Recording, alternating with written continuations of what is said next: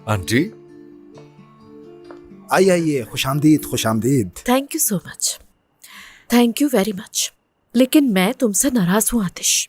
अगर तमीर भाई मुझे कॉल नहीं करते तो मुझे तो वेडिंग डिनर का पता ही नहीं चलता। दिमेर ने इनवाइट किया होगा। तुम्हारी पप्पू अहम थी। हाँ ना, हम हैं। कैसी बातें कर रहे हो? बिल्कुल हम हैं। आंटी एक्चुअली ये हमारे लिए भी सरप्राइज था। अगर मुझे मालूम होता तो मैं कैसे आपको इनवाइट ना करता। हाँ, हर खुशी मेरी अधूरी है आपके बगैर। अच्छा खैर छोड़िए ना, बैठिए बैठिए बैठिए। खुश आमदीद, तशरीफ रखिए। खुश आमदीद गुलरेज, आइए आइए बैठिए। बहुत शुक्रिया।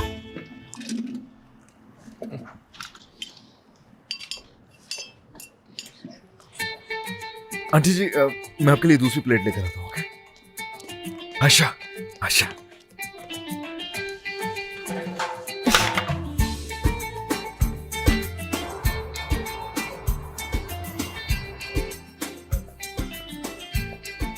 मैं इस वक्त नहीं पीती बेटा, वरना सीने में जलन होती रहती है। बहुत शुक्रिया तुम्हारा।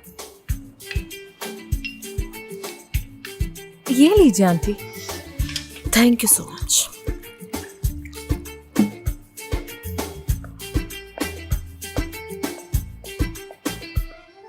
शुक्रिया बेटी। बहुत शुक्रिया। अचानक वैसे कैसे प्लान कर लिया? वो हमने सोचा कि हम शादी नहीं कर पाए तो क्या हुआ, कम से कम हम लोग शादी की दावत तो कर सकते हैं ना। क्यों अम्मी?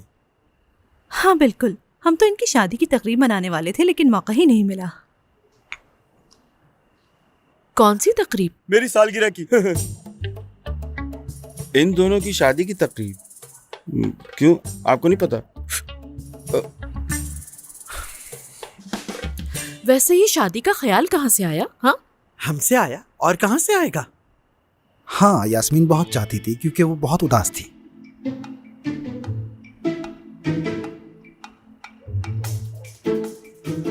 अच्छा तो ये यास्मीन चाहती थी। चलिए अगर मान भी लेती हूँ कि ये यास्मीन चाहती थी, फिर इसने मुझे क्यों नहीं बताया? कोई बताएगा मुझे? जाहिर है बेचारी लड़की ने हमें अपने करीब महसूस किया और इसकी शिकायत की, तो इसमें कौन सी बड़ी बात हो गई? दरअसल ऐसा नहीं है।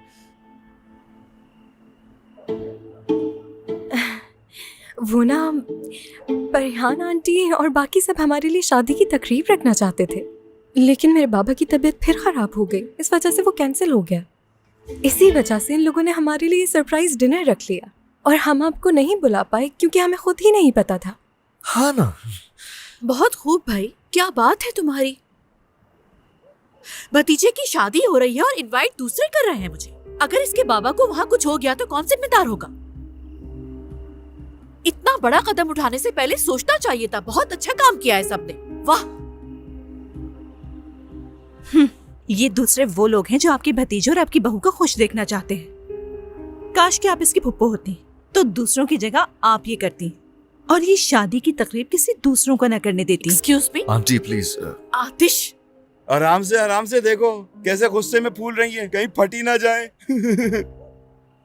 खवातीन, आप दोनों पुरसुकून रहें।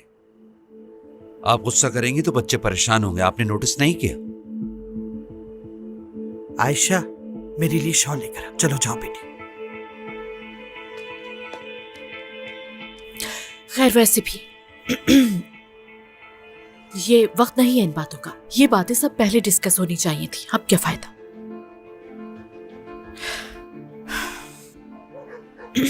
ठीक है, ऐसा करते हैं कि जब इसके बाबा ठीक हो जाएंगे तो हम प्रॉपर एक तकरीब रखेंगे। क्या ख्याल है तुम्हारा?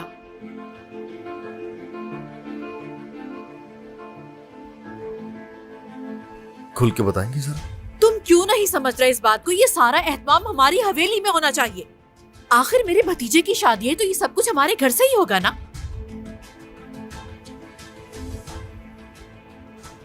आंटी वो ना तो आपकी हवेली है और ना ही मेरी है, तो इसलिए मैं किसी और की जगह पे कुछ सेलिब्रेट नहीं करना चाहूंगा। वो कोई और नहीं, तुम्हारे बाबा हैं। सही है, लेकिन सिर्फ कागजात की हद तक। आप जो मर्जी कहते रहे, मगर वो शख्स मेरा बाप नहीं हो सकता। अल्लाह अल्लाह, तो फिर वो कौन है तुम्हारे आतिश? कौन है वो? हाँ आंटी, हम दोनों की इस चीज को लेके पहले ही बात हो चुकी है। मैं उस आदमी की ठुकरा चुका हूं हर चीज, और उसको डिस्कस करना भी छोड़ दिया है मैंने। मेरे लिए उसकी कहानी खत्म हो चुकी है। और मैं यहाँ सादा लोगों के साथ अपनी जिंदगी बिल्कुल नए सिरे से शुरू कर चुका हूं। अगर आपको लगता है कि आपके कहने पर मैं ये सब करूंगा तो खुदा के लिए भूल जाए आप ये बात प्लीज। ठीक है आतिश, लेकिन इस वक्त वो आउट ऑफ कंट्री है। आंटी वो कहाँ है कहाँ नहीं, मुझे से कोई फर्क नहीं पड़ता। अच्छी तरह समझ आ जानी चाहिए आपको ये बात।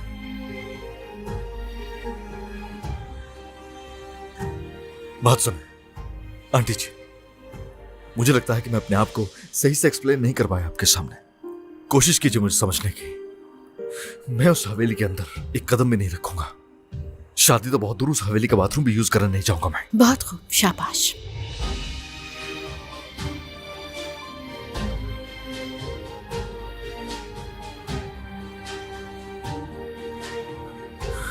माफ कीजिएगा मुझे प्लीज। अच्छा ठीक है बेटा।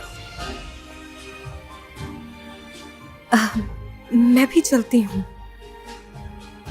हाँ हाँ ठीक है।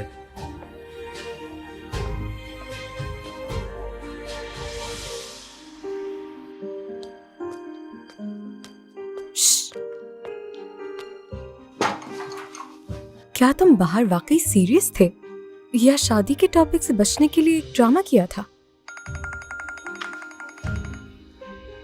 बाबा, लेकिन इस वक्त क्यों कॉल कर रहे हैं? हेलो, अस्सलाम वालेकुम बाबा।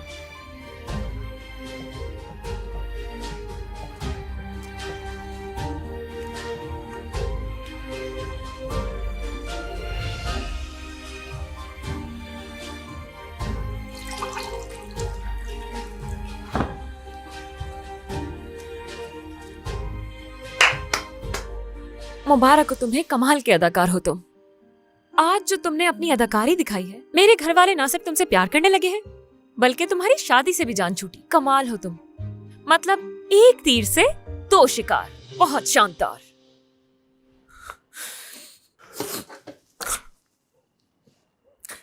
आयशा, कहो। एक रिक्वेस्ट करना चाहता हूं मैं। ऐसा है कि ठीक है, तुम झूठ समझ सकती हो मेरी हर चीज, ठीक है, लेकिन जब मेरे बाबा की बात आ जाए तो उसको झूठ मत समझना कभी भी। तुम्हारे घर वाले बहुत अच्छे हैं, हर कोई बहुत अच्छा है, बाबा बहुत अच्छे हैं। मैं जानता हूं तुम मेरे जज्बात को नहीं समझ सकती, मगर अगर तुम्हें लगे अपने घर वालों को लेके मैंने तुमसे कोई झूठ बोला है तो वो ये है कि मेरा बाप मुझसे प्यार करता है।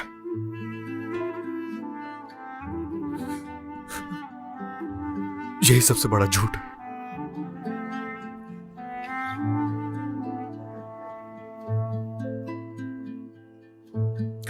बात सुनो, जितना चाहे आयशा तुम मुझे हर्ट कर सकती हो, तुम्हारे लिए जज्बात है और तुम जानती हो कुछ भी नहीं कहूंगा मैं तुम्हें।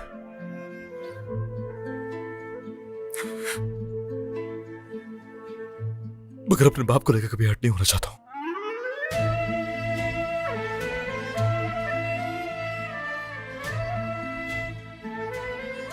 बहुत तकलीफ होती है आयशा,